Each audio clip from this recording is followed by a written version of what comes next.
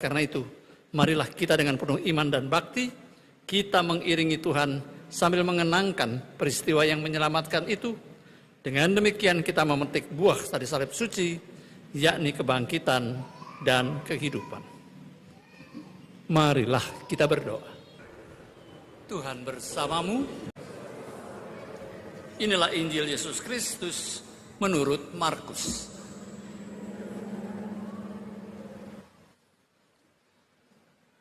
Ketika Yesus dan murid-muridnya telah mendekati Yerusalem, dekat Betfage dan Betania yang terletak di Bukit Zaitun, Yesus menyuruh 2 orang muridnya dengan pesan, "Pergilah ke desa yang di depanmu. Pada waktu kamu masuk di situ, kamu akan segera menemukan seekor keledai muda tertambat yang belum pernah ditunggangi orang. Lepaskanlah keledai itu dan bawalah kemari. Jika ada orang yang bertanya kepadamu, mengapa kamu lakukan itu? Jawablah, Tuhan memerlukannya. Ia akan segera mengembalikannya ke sini." Kedua murid itu pun pergi dan menemukan seekor keledai muda tertambat di depan pintu di luar di pinggir jalan. Lalu mereka melepaskannya. Beberapa orang yang berdiri di situ bertanya kepada mereka, "Apa yang kamu lakukan? Mengapa kamu lepaskan keledai itu?" Lalu mereka menjawab, seperti yang sudah dikatakan Yesus. Maka orang-orang itu membiarkan mereka. Kedua murid tadi membawa keledai itu kepada Yesus dan mengalasinya dengan pakaian mereka. Kemudian Yesus naik ke atasnya. Banyak orang menghamparkan pakaian mereka di jalan. Ada pula yang menyebarkan ranting-ranting hijau yang mereka ambil dari ladang. Orang-orang yang berjalan di depan dan mereka yang mengikuti dari belakang berseru, "Hosana, terpujilah dia yang datang dalam nama Tuhan. Terpujilah kerajaan yang datang, kerajaan Bapa kita Daud. Hosana di tempat yang maha tinggi."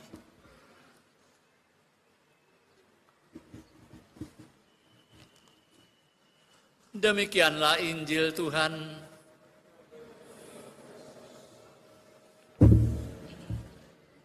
Bapak, Ibu, dan saudara-saudari sekalian, Yesus masuk ke kota Yerusalem sebagai raja. Ada 2 pilihan seorang raja masuk ke kotanya. Dia masuk sebagai raja yang berkuasa. Itu biasanya dilakukan kalau dia menang perang.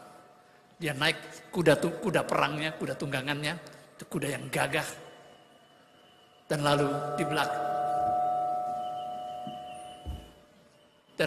di belakangnya barisan tentara, jenderal-jenderalnya, kemudian raja-raja yang ditawannya atau bangsawan-bangsawan yang ditangkapnya sebagai budak, kemudian hasil jarahan, dan kemudian pasukan tentaranya. Mereka masuk dalam iring-iringan kemenangan.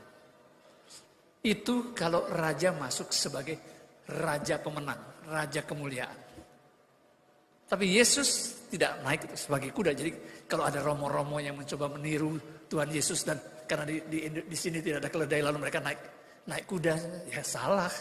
Karena justru Yesus tidak milih kuda, Yesus milih keledai. Keledai adalah binatang yang lemah lembut, yang penurut, yang tidak cocok untuk kekerasan. Tapi Tuhan Yesus menunjukkan kuasanya. Keledai ini keledai muda yang belum pernah ditunggangi orang. Tapi nampaknya Yesus tanpa kesulitan, dia naik keledai itu dan dia bisa mengendalikannya, dan keledai itu berjalan ikut dengan arahan dari Yesus. Orang-orang yang menyambut bukan para petinggi-petinggi kota Yerusalem, tapi orang-orang biasa. Dan yang mereka pakai adalah ranting-ranting yang ada dan juga daun palma. Nggak seperti kita, kalau daun palma sekarang nyarinya setengah mati. Tapi zaman dulu di Palestina pohon palma itu ada tumbuh di mana-mana. Jadi orang paling gampang yang ngambil. Kenapa pakai daun palma? Karena itu yang paling gampang diambil. Karena itu tanaman yang ada di mana-mana. Nggak kayak kita sekarang harus di daun palmanya berapa yang curian dari tetangga ini. Nggak izin kan ngambilnya. Tapi dulu orang pakai daun palma. Karena apa? Itu daun yang banyak, yang banyak tersedia di sekitar mereka. Apa yang mau dilambangkan? Yesus tidak datang dengan pamer kekuasaan. Dan orang yang menyambutnya, orang sederhana. Yang menyambutnya juga dengan kesederhanaan. Daun palma melambangkan hidup mereka sehari-hari. Nanti, kalau daun palma ini diberkati, entah oleh saya, oleh frater, atau oleh para prodiakon, kita apa yang mau kita lambangkan sebenarnya? Hidup kita yang sehari-hari itu adalah hidup yang diberkati oleh Tuhan. Kita bukan orang-orang hebat, kita bukan orang-orang besar, kita bukan orang-orang terkenal, kita bukan orang-orang kaya. Kita orang-orang biasa yang lemah dan penuh dengan kedosaan. Apalagi yang belum ngaku dosa, udah pasti.